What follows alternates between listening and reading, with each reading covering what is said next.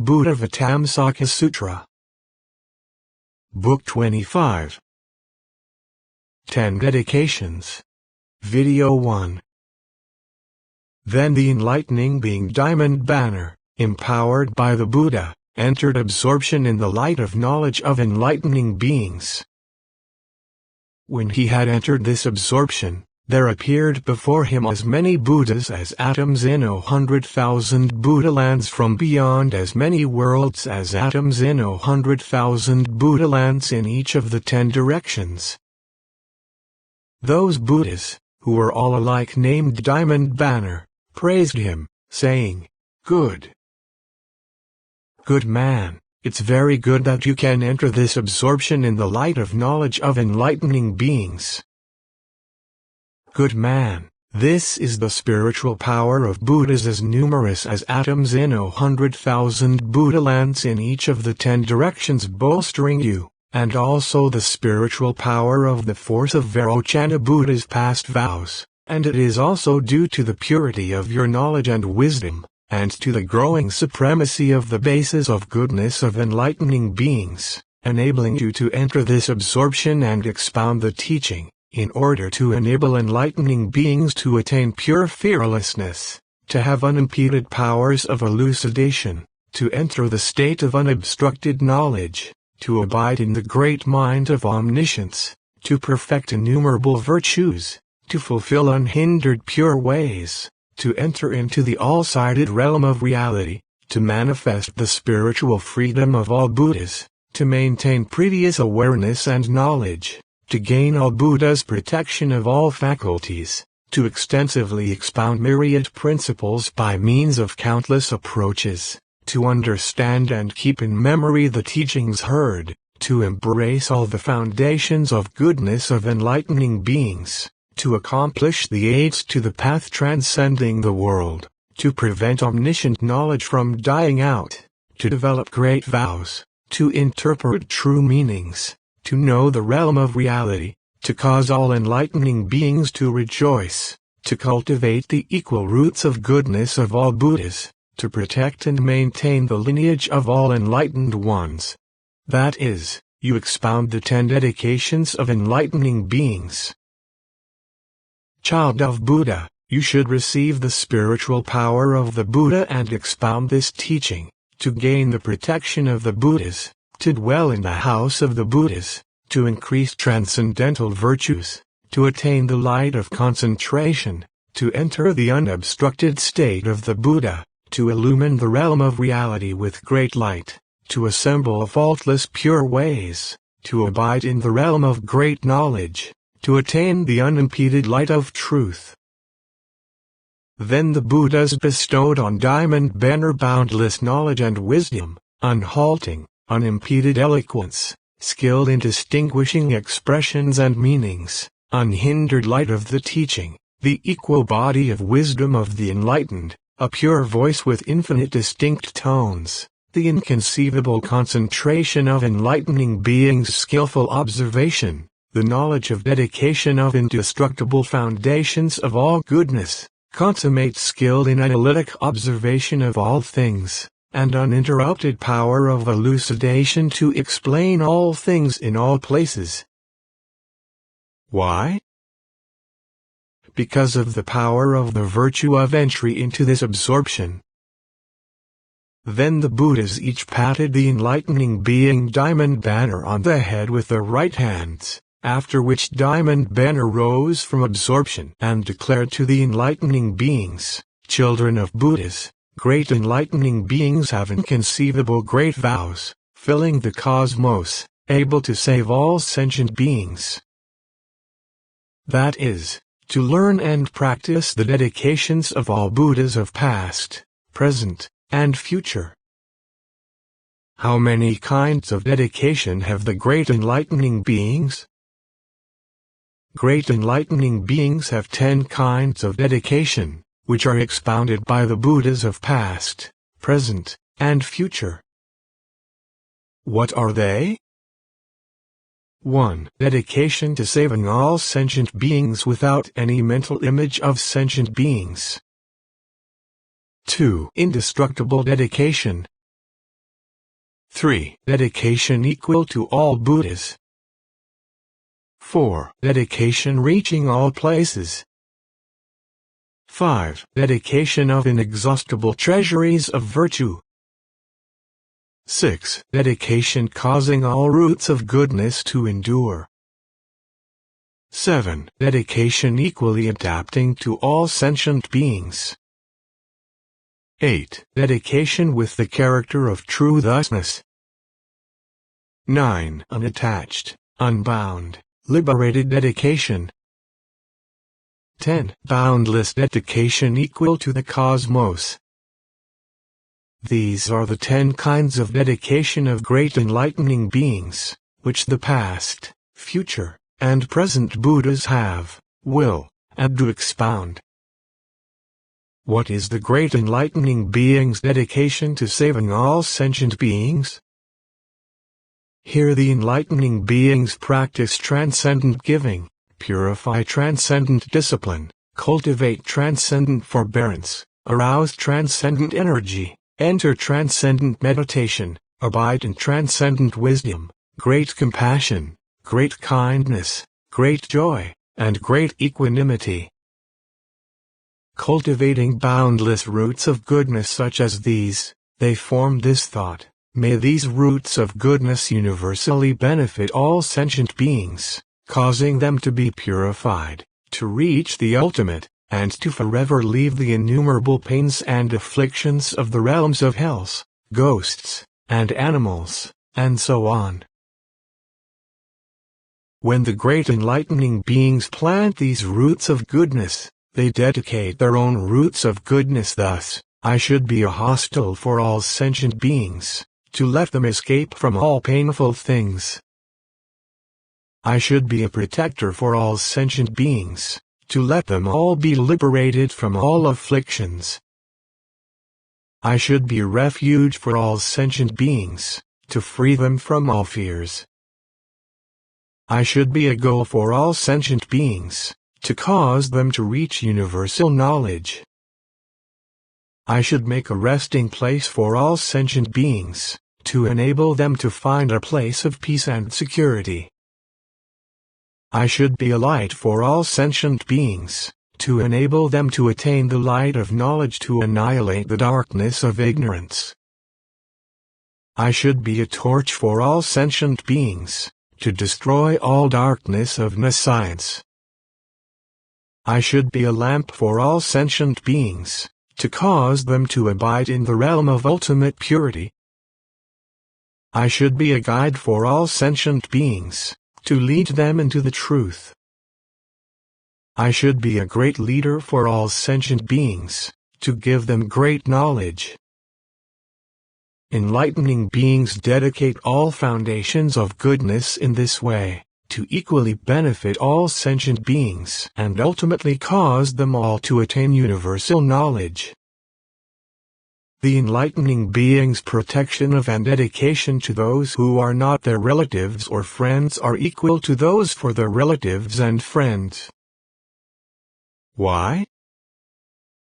Because enlightening beings enter the equal nature of all things, they do not conceive a single thought of not being relatives or friends. Even if there be sentient beings who have malicious or hostile intentions toward the enlightening beings, still the enlightening beings also regard them with the eye of compassion and are never angered. They are good friends to all sentient beings, explaining the right teaching for them, so that they may learn and practice it. Just as the ocean cannot be changed or destroyed by all poisons, so too are enlightening beings, the various oppressive afflictions of all the ignorant, the unwise, the ungrateful, the wrathful, those poisoned by covetousness, the arrogant and conceited, the mentally blind and deaf, those who do not know what is good, and other such evil sentient beings, cannot disturb the enlightening beings. Just as the sun, appearing in the world, is not concealed because those who are born blind do not see it, and is not hidden by the obstruction of such things as mirages, eclipses, trees, high mountains, deep ravines, dust, mist, smoke, or clouds, and is not concealed by the change of seasons, so also are the enlightening beings. They have great virtues, their minds are deep and broad, they observe with true mindfulness, without boredom. Because they want ultimate virtue and knowledge, their minds aspire to the supreme truth. The light of truth illumines everywhere and they perceive the meanings of everything. Their knowledge freely commands all avenues of teaching, and in order to benefit all sentient beings they always practice virtuous ways, never mistakenly conceiving the idea of abandoning sentient beings. They do not reject sentient beings and fail to cultivate dedication because of the meanness of character of sentient beings, or because their erroneous views, ill will, and confusion are hard to quell. The enlightening beings just array themselves with the armor of great vows of enlightening beings, saving sentient beings without ever retreating. They do not withdraw from enlightening activity and abandon the path of enlightenment just because sentient beings are ungrateful. They do not get sick of sentient beings just because ignoramuses altogether give up all the foundations of goodness which accord with reality, or because they repeatedly commit excesses and evils which are hard to bear. Why? Just as the sun does not appear in the world for just one thing, so too the enlightening beings do not cultivate roots of goodness and dedicate them to complete perfect enlightenment just for the sake of one sentient being. It is in order to save and safeguard all sentient beings everywhere that they cultivate roots of goodness and dedicate them to unexcelled complete perfect enlightenment. In the same way, it is not to purify just one Buddha land, not because of belief in just one Buddha, not just to see one Buddha, not just to comprehend one doctrine, that they initiate the determination for great knowledge and dedicate it to unexcelled complete perfect enlightenment. It is to purify all Buddha lands, out of faith in all Buddhas, to serve all Buddhas, to understand all Buddha teachings, that they initiate great vows, cultivate the foundations of goodness, and dedicate them to unexcelled complete perfect enlightenment. Enlightening beings, focusing on all the Buddha teachings, develop a broad mind and great determination, a determination never to retreat, and through measureless eons cultivate and collect rare, hard-to-obtain mental jewels, all equal to those of all Buddhas.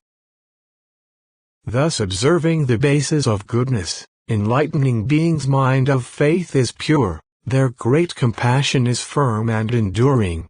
They truly and genuinely dedicate them to sentient beings with a most profound intent, a joyful mind, a pure mind, a mind conquering all, a gentle mind, a kind, compassionate mind, a mind of pity and sympathy, with the intention to protect, to benefit, and to give peace and happiness to all sentient beings. They do this sincerely and in reality, not just in words.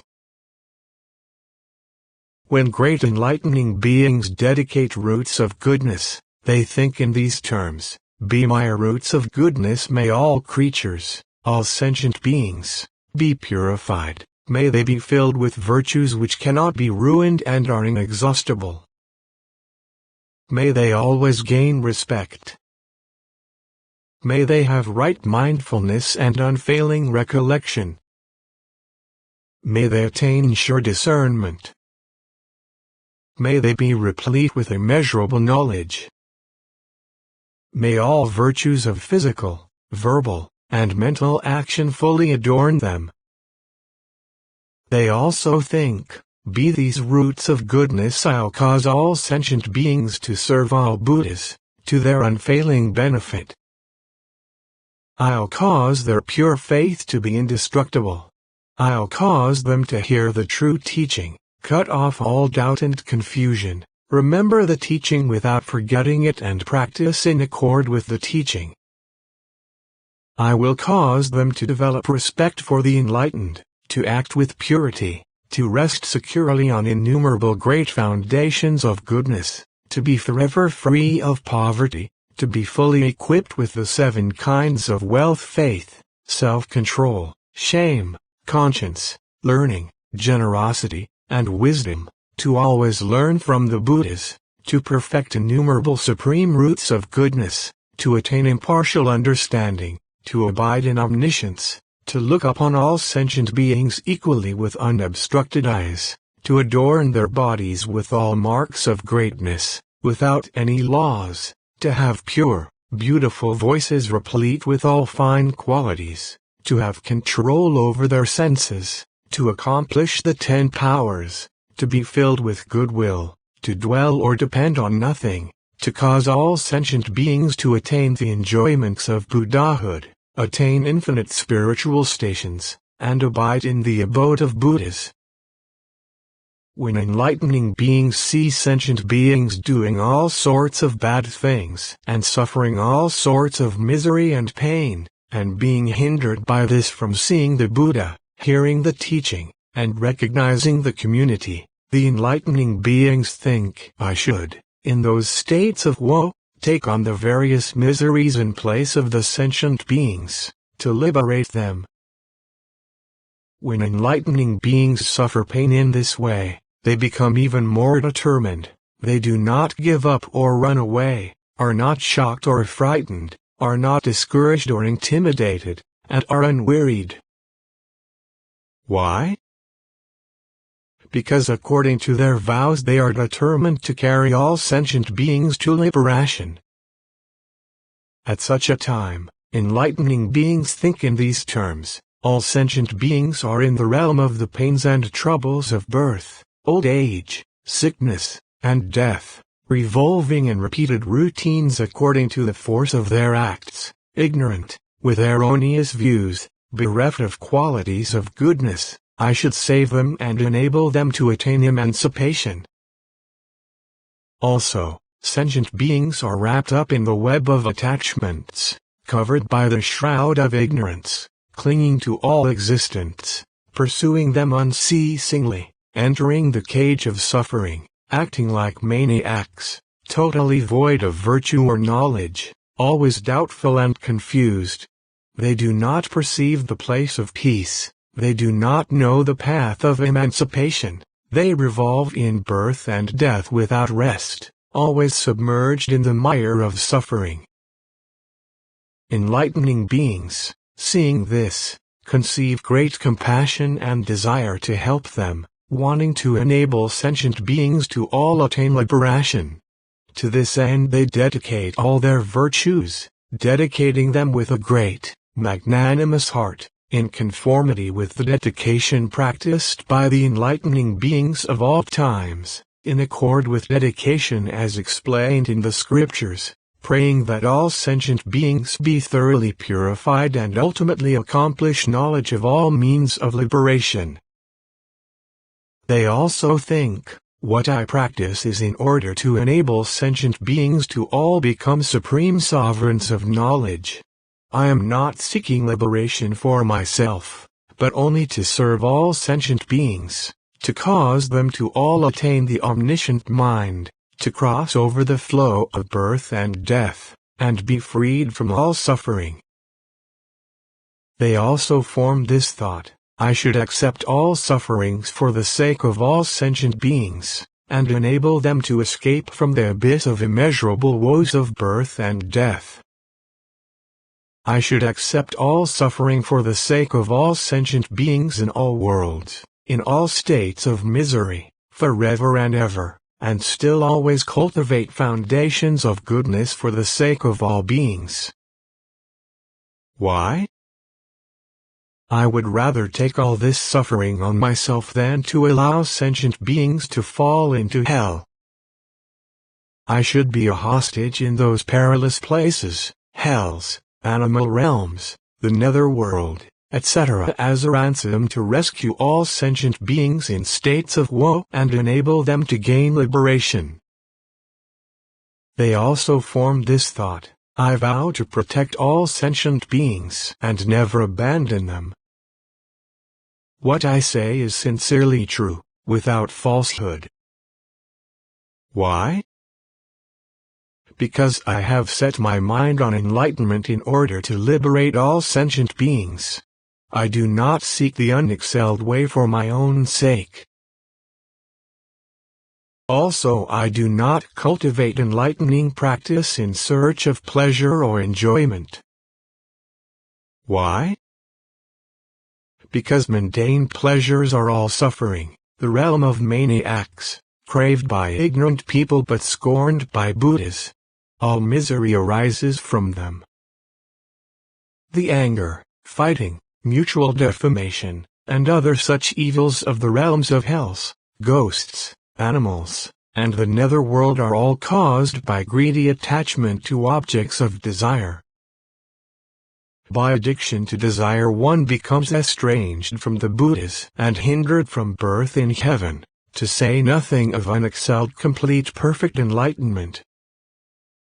Observing thus how worldlings, because of greed for a little taste of what they desire, experience immeasurable suffering, enlightening beings after all do not seek unexcelled enlightenment and cultivate enlightening practice for the sake of those pleasures of the senses. It is only to bring peace and comfort to all sentient beings that they set their minds on enlightenment and practice to fulfill their great vows to cut sentient beings' halter of miseries and enable them to attain liberation. Great enlightening beings also form this thought: I should dedicate roots of goodness in this way to enable all sentient beings to attain ultimate bliss, beneficial bliss, the bliss of non-reception, the bliss of dispassionate tranquility, the bliss of non-dependence, the bliss of imperturbability, immeasurable bliss, the bliss of not rejecting birth and death yet not regressing from nirvana, undying bliss, and the bliss of universal knowledge. They also think, I should be for all sentient beings as a charioteer, as a leader, holding the torch of great knowledge and showing the way to safety and peace, freeing them from danger, using appropriate means to inform them of the truth. And also, in the ocean of birth and death, be as a skillful ship's captain who knows all, to deliver sentient beings to the other shore. In this way do great enlightening beings dedicate all their basic virtues, that is, they save all sentient beings by employing means appropriate to the situation to cause them to emerge from birth and death, serve and provide for all the Buddhas, attain unhindered, omniscient knowledge, abandon all maniacs and bad associates, approach all enlightening beings and good associates, annihilate all error and wrongdoing, perfect pure behavior, and fulfill the great practical vows and innumerable virtues of enlightening beings. When great enlightening beings have properly dedicated the roots of goodness, they form this thought: many suns do not appear because of the multitude of sentient beings in the 4 continents. Only one sun appears, yet it can shine on all sentient beings. Also, sentient beings do not know the day and night, or travel, or see, or carry out their work by the light of their own bodies. The accomplishment of these things all depends on the emergence of the sun. Yet the sun is only one, not two. In the same way, great enlightening beings, cultivating and amassing roots of goodness, thinking as they dedicate them, sentient beings cannot save themselves. How can they save others? Only I alone have this unique determination. They cultivate and amass roots of goodness and dedicate them in this way, that is to liberate all sentient beings, to illumine all sentient beings, to guide all sentient beings, to enlighten all sentient beings, to watch over and attend to all sentient beings, to take care of all sentient beings, to perfect all sentient beings, to gladden all sentient beings, to bring happiness to all sentient beings, and to cause all sentient beings to become freed from doubt. Great enlightening beings also think, I should be like the sun, shining universally on all without seeking thanks or reward, able to take care of all sentient beings even if they are bad, never giving up my vows on this account, not abandoning all sentient beings because one sentient being is evil, just diligently practicing the dedication of roots of goodness to cause all sentient beings to attain peace and case. Even if my roots of goodness be few, I embrace all sentient beings and make a great dedication with a joyful heart. If one has roots of goodness but does not desire to benefit all sentient beings, that's not called dedication. When every single root of goodness is directed toward all sentient beings, that is called dedication.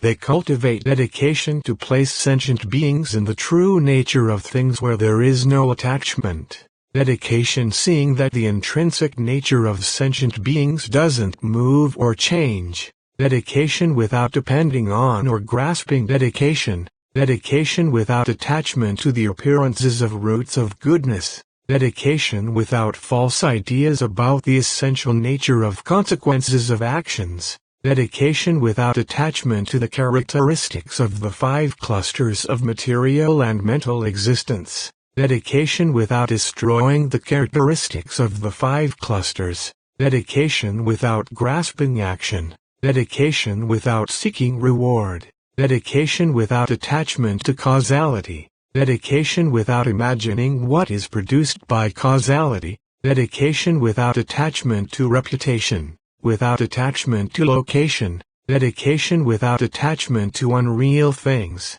dedication without attachment to images of sentient beings, the world, or mind, dedication without creating delusions of mind, delusions of concepts, or delusions of views, dedication without attachment to verbal expression, dedication observing the real true nature of all things. Dedication observing the aspects in which all sentient beings are equal. Dedication stamping all roots of goodness with the seal of the realm of truth. Dedication observing all things dispassionately. They understand that all things have no propagation and that roots of goodness are also thus. They observe that things are non-dual, unborn, and unperishing, and that so is dedication. Dedicating such roots of goodness, they cultivate and practice pure methods of curing spiritual ills. All of the roots of goodness are in accord with transcendental principles, but they do not conceive of them dualistically. It is not in their deeds that they cultivate omniscience, yet it is not apart from deeds that they are dedicated to omniscience. Omniscience is not identical to action. But omniscience is not attained apart from action either. Because their action is pure as light, the consequences are also pure as light. Because the consequences are pure as light, omniscience is also pure as light. Detached from all confusions and thoughts of self and possession, they know perfectly in this way and skillfully dedicate all roots of goodness. When enlightening beings practice dedication in this way, liberating sentient beings ceaselessly, they do not dwell on appearances. But though they know that in all things there is no action and no consequence, yet they can skillfully produce all deeds and consequences, without opposition or contention. In this way they expediently practice dedication. When enlightening beings practice dedication in this way, they are free from all faults and are praised by all Buddhas. This is called the Great Enlightening Being's first dedication, saving all sentient beings without any image or concept of sentient beings. Continue to video 2.